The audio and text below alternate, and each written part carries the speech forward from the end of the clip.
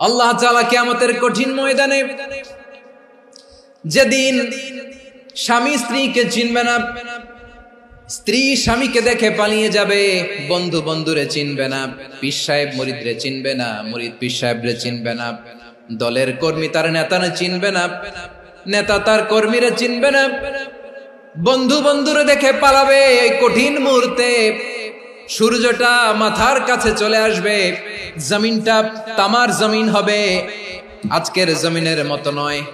মানুষ ঘর্মাক্ত, ক্লান্ত, শ্রান্ত মাথার মগজগুলো কানের ছিদ্র আর নাকের ছিদ্র দিয়ে বেয়ে বেয়ে পড়বে। বিশ্বনবী ফরমান, কিয়ামতের ওই কঠিন ময়দানে 7 শ্রেণীর ব্যক্তিকে রব্বুল আলামিন তার আরশের নিচে ছায়া দিবেন। তার মধ্যে প্রথম শ্রেণীর ব্যক্তি হলো ইমামুন আদিল, যে ইনসাফের সাথে বিচার করে, যে জাস্টিস সমাজে সার্ভ করে, যে সুশাসন নিশ্চিত করে, ওই ইমামুন আদিল। আদিল শব্দটা বুঝছেন না? ইন্নাল্লাহা ইয়া'মুরু বিল আদল, পাইছেন? আদিল। 7 শ্রেণীর ব্যক্তিকে আল্লাহ তাআলা সুশীতল আরশের নিচে ছায়া দিবেন, যেদিন তার দেয়া ছায়া ছাড়া কোনো ছায়া থাকবে না। এর প্রথম হচ্ছে ইমামুন আদিল, ন্যায়পরায়ণ শাসক। চিল্লায় বলেন সুবহানাল্লাহ। আবার বিশ্বনবী বললেন, ইন্নাল মুকসিতিনা ইনদাল্লাহি আলা মানাবিরা মিন নূর আন ইয়ামিনির রহমান। কিয়ামতের দিন যারা ন্যায় পরায়ণ হিসেবে আল্লাহর সামনে দাঁড়াবে, কিয়ামতের দিন রব্বুল আলামিন তার আরশের ডান দিকে ওই ন্যায় পরায়ণ লোকদের জন্য আরশের ডান দিকে একটা নূরের মিম্বারে তাদেরকে বসার সুযোগ করে দিবে। আল্লাহর আরশের ডান দিকে ন্যায় পরায়ণ লোকদের জন্য আল্লাহ তাআলা নূরের মিম্বার বানাবে। 4টে কেন কথা মনে করেছেন? আল আদাল, জাস্টিস। ইন্নাল্লাহা ইয়া'মুরু বিল আদল। আল্লাহ তাআলা এই আদালতের নির্দেশনা দেন, সুবিচার, সুশাসন। প্রিয় ভাইয়েরা, এটা আমরা বাংলাদেশে চাই কি চাই না? এই যে অরাজকতা, এই যে অন্যায়, এই যে জুলুম, এই যে ইনকনসিস্টেন্সি সমাজের অসঙ্গতির প্রধান কারণ জাস্টিস নাই, সুবিচার নাই, সুশাসন নাই। শেষবারের মতো আওয়াজ করে বলেন তো, আমরা বাংলাদেশে আদল চাই কি চাই না? তাহলে প্রথম নির্দেশনা শেষ। আল্লাহ তাআলা তোমাদেরকে আদলের আদেশ দেন। এরপরে আল্লাহ বললেন, আমি তোমাদেরকে ইহসানের আদেশ দেই।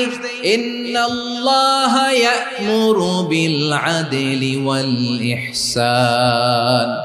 আমি তোমাদেরকে যেমনি আদলের নির্দেশনা দেই, তেমনি ভাবে তোমাদেরকে ইহসানের নির্দেশনা দেই। ইহসান, আওয়াজ করে সবাই বলেন তো ইহসান। ইহসান মানে কারো প্রতি সফট হার্টেড হওয়া, মহানুভব হওয়া, অনুগ্রহ পরায়ণ হওয়া, অনুগ্রহশীল হওয়া, একে অপরের প্রতি দয়াদ্র হওয়া। একে অপরের প্রতি দয়াদ্র, অনুগ্রহশীল হওয়া ছাড়া মানবিক সমাজ কশিনকালেও গঠন করা সম্ভব না। প্রিয় ভাইয়েরা, সুন্দর আচরণ দিয়ে, ইহসান দিয়ে যা জয় করা যায়, নরম আচরণ দিয়ে যেটা অর্জন করা যায়, কঠোরতা দিয়ে সেটা পারা যায় না। বিষ্ণু ঈসা ইসলাম ইহসান দিয়ে, কোমল আচরণ দিয়ে, তার অনুগ্রহ দিয়ে তিনি অনেক কাফিরের হৃদয়কে জয় করে ফেলেছেন। সাইয়েদনা সুমামা ইবনে উসাল রাদিয়াল্লাহু তাআলা আনহুর কথা মনে পড়ে যায়। তিনি ছিলেন ইয়ামামার বাদশা।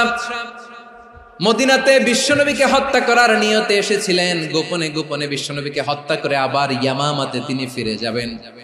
কিন্তু কি অবাক করা কাণ্ড, হত্যা করতে পারে নাই, সাহাবাদের হাতে তিনি ধরা পড়ে গেলেন। সাইয়েদনা সুমামা ইবনে উসাল রাদিয়াল্লাহু তাআলা আনহু হত্যার নিয়তে আসলেন, কিন্তু হত্যা করতে পারলেন না। সাহাবারা ওনাকে ধরে ফেললেন, ধরে মসজিদে নববীর পিলারের মধ্যে বেঁধে রাখলেন। সুমামা ইবনে উসাল, সিরাত থেকে শুনে, সিরাত থেকে শোনাচ্ছি, রাদিয়াল্লাহু তাআলা আনহু ইয়ামামার অধিপতি ছিলেন। বিশ্বনবীকে হত্যার জন্য আসছেন, ধরা পড়ে গেছেন, এখন মসজিদে নববীতে বেঁধে রাখছেন। তার মানে বন্দী। এখন স্ট্যাটাস কি? বন্দী, ক্যাপটিভ। তো বিষ্ণু ঈসা ইসলাম সাহাবাদেরকে বললেন, তার খোঁজ খবর নিও, সুমামা ইবনে উসালের খোঁজ খবর নিও। সাহাবার বলেন, ইয়া রাসূলুল্লাহ, আপনাকে হত্যা করতে এসেছে, তার তো কঠিন ক্যাপিটাল পানিশমেন্ট হওয়া দরকার, কঠিন শাস্তি হওয়া দরকার। বিশ্বনবী বললেন, না, আমি যেটা জানি তোমরা সেটা জানো না, তোমরা সুমামার সাথে ভালো আচরণ করো। বিশ্বনবী সুমামার কাছে গেলেন। প্রথম দিন যে তিনি কালেমার দাওয়াত দিলেন, ইমানের দাওয়াত দিলেন, ইসলামের দাওয়াত দিলেন, রিসালাতের দাওয়াত দিলেন, আখিরাতের দাওয়াত দিলেন।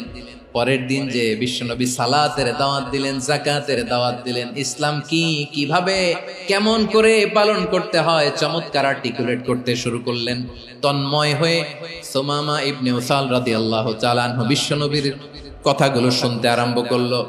একদিন নয়, 2 দিন নয়, টানা 3 দিন বিশ্বনবী সুমামার কাছে ইসলামকে প্রেজেন্ট করেছেন, উপস্থাপন করেছেন। আওয়াজ করে বলেন, কয় দিন? 3 দিন। 3 দিন মসজিদে নববীতে বাধা। আর সাহাবীদেরকে বললেন, তার খোঁজ খবর নিও, তোমরা যে রুটি বানাও এর মধ্যে সবচেয়ে ভালো আটার রুটিটা তারে দিও, সবচেয়ে রিফাইন্ড খেজুর, যেটা পিওর খেজুর, এটা তারে দিও। আর বিশ্বনবী নিজের উট থেকে দুধ দহন করে ওনার বাড়ির এক কর্মচারীকে বলেছেন, দুধ দহন করে সুমামার জন্য নিয়ে যেও। সুবহানাল্লাহ পড়বেন না? সবাই তো অবাক, ইয়ামামা থেকে আসছে নবীকে হত্যা করতে, বিশ্বনবী দেখে তারে জামাই আদর করে। একদিন নয়, 2 দিন নয়, টানা 3 দিন বিশ্বনবী এভাবে সুমামার